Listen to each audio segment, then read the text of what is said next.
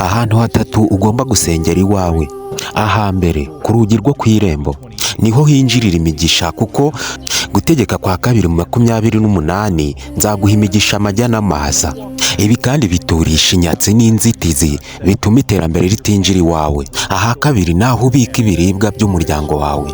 Zaburi ya 23, Uwiteka niwe mungeri wanjye sinzakena. Ugomba kwasengera rero kugira ngo ibibitswemo birindwe neza kandi ubone n'icyo wongeramo.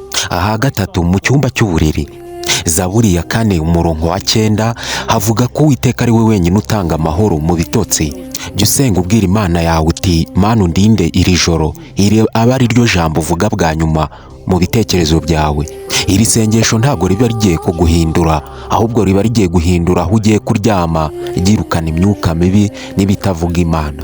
Ibyo biba bishaka kugutesha umwanya no kukuraza nabi mu kuruhuka kwawe kwa nijoro.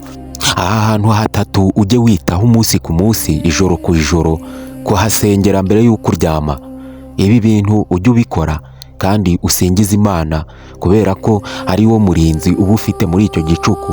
Nta kwikontorora, nta kunyeganyega, nta kumenya ibyakubaho muri icyo gicuku, usibye Imana yonyine ibigufite mu biganza. Jya usengera aho hantu hatatu, kuko ibihumanya byabaye byinshi, kuko Satani nta na rimwe azakwishimira mu gihe ubona unezerewe.